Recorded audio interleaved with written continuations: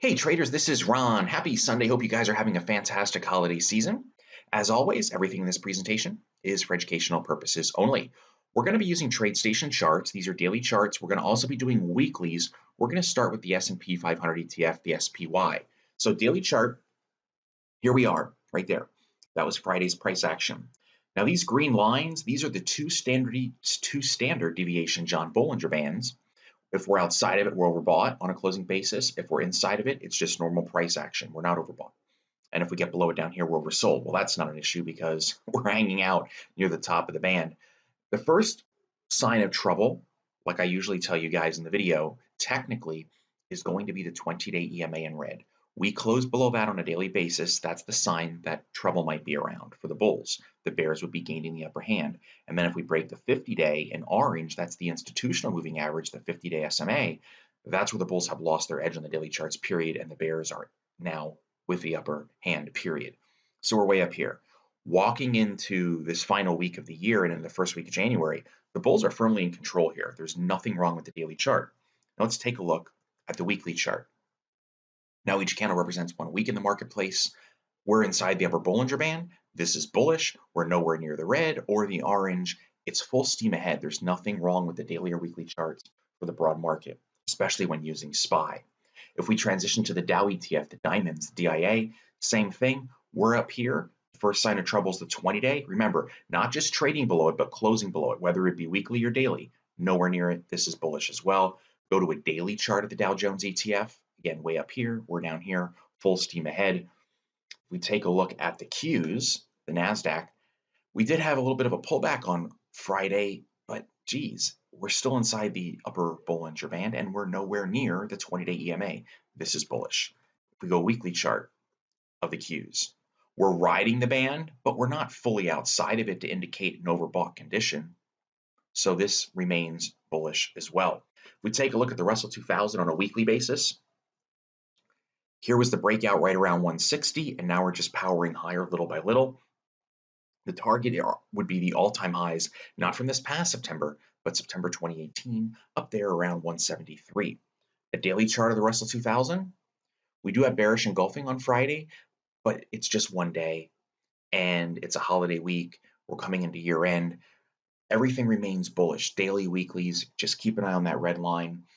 Now, with today being the 29th as I do this video, we have tomorrow, Tuesday's really going to be late trading. Then we're off Wednesday here in the US, and then Thursday, Friday. The first full week of trading back to normal is going to be January 6th. And then as we head into President's Day a couple weeks later, we'll have another holiday. But really until the 6th, when volume would return, the bulls have the edge. If we start getting a pullback, whether that's tomorrow, whether that's Tuesday, Thursday, Friday, the week after, watch the red line, first sign of trouble.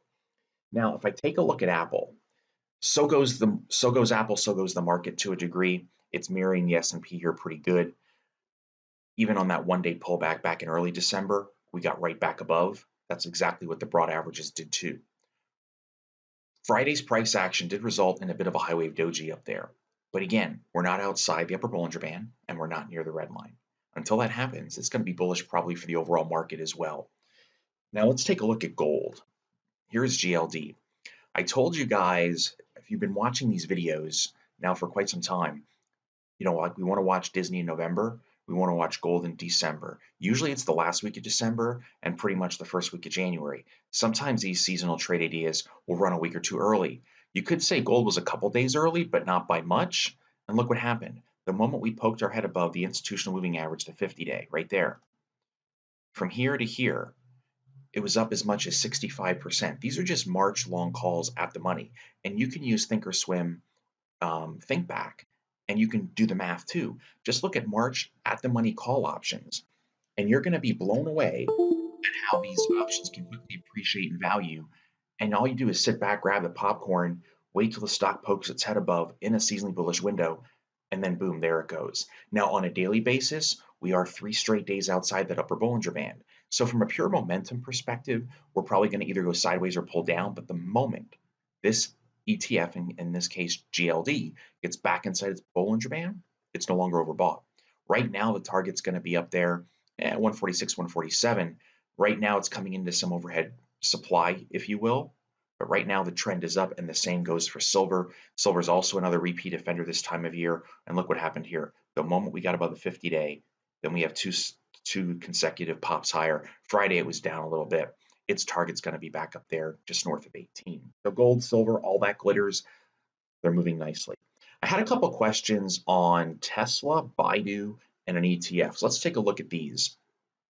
Here is Tesla, but I need to zoom back. This stock had undergone a big range. This is still a daily chart. Below 250 is where I told you guys things could go into a free fall. That's exactly what happened. And it's not that I can see something that maybe isn't out there. It's not that at all. It's just simple supply demand technical analysis. When you have folks defending a price level, 250, 250, 250, 250, and then it's broken, all these folks that bought are wrong, then they can, if they want, then they can add to the selling pressure. But then technicians see it as well, and that's what can create really quick drops. And it goes from 250 all the way down to the mid to upper 100s, maybe 170 was that? Yeah, into the 170s. If I zoom in a little bit, we went sideways for a while, then we just shot out of a cannon, and then we have all this overhead supply from pretty much 390, I'm going to round it off, 385 to 380, all these previous peaks. Well, look what happened. We're now up here. This thing just blew through all that in a hurry. That didn't take long at all. Right now, Tesla is very bullish on the daily chart. This thing has gone up pretty quickly. There's a lot of bearish folks on it, and they could be right, but this also has the smell of a lot of short covering where the shorts are taking it in the shorts, and we're going to see how much pain they have before they can either say uncle and that pushes it higher, or finally the shorts are done covering and then it can finally come back down to earth if you're a bear. If I zoom out, just going back to 2011, it's sitting at all-time highs. Is this a proper valuation? I have no idea. Depending what Musk is tweeting, probably another person who shouldn't have a Twitter account. um, some outrageous things can be said, and the SEC is looking into him, and he wins sometimes. I guess he doesn't other times. But stock is really difficult to trade as a result because the fundamentals are so unknown to many. Others would argue that they are known and they're good, and others would say this is a bankrupt company just waiting to happen. For me, I would be looking at this. When we start breaching moving averages, just like I did with the major indexes, that's what begins to shift the bias from bullish to bearish. And then let's take a look at BIDU. BIDU. Had a question on this one. If I zoom out, there were some highs in here around 121 or so. In fact, let me just zoom in a little further. There we go. We had some highs around 120, 121. The next one we're watching is right up in here around 130. We're at 126. We get above 130 on a closing basis.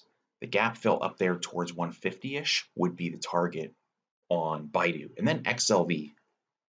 A question on this one. This is the healthcare ETF. This thing's got shot out of a cannon.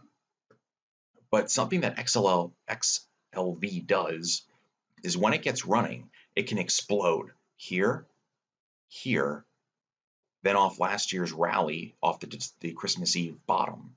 And now we're seeing it again. To me, this is a big move, especially for an ETF. The first sign of trouble, you guys guessed it, it's the red line. Therefore, if I was trading this one bullish, I'm not concerned that we have 4 straight dojis up there. It's when we get below the red line, because this could easily be a bull flag consolidation and then we pop higher. We get below that red line on a closing basis, that's the sign that, okay, the bulls have lost their momentum edge. On a daily basis, we are not outside the upper Bollinger Band, so this is still bullish. If I go to a weekly basis of XLV, we've been outside but also riding it higher. Now the difference here, normally when you see a weekly candle on an ETF outside the upper Bollinger Band, that's a sign of trouble. But here's why it wasn't this time. Look at the consolidation from October a year ago, then the new year, then April, then July, then October this year. We were getting lower highs, higher lows, and now the funnel has been broken and we just pop out. This is also considered a wedge, and then we just break out. So there was a lot of pent-up demand, which is enabling this thing to just keep going. But again, red line on a weekly basis, that's a 20-period moving average. But what I would actually consider, the weeklies are so bullish, I would actually go down to the dailies and say, okay, Even though the weeklies are really, really strong, so are the dailies, but if the dailies break the red line, I would be then looking to exit or hedge some of the trade if I was bullish on XLV. Again, practice on paper as always. So that is it. I wish you and your families a wonderful new year.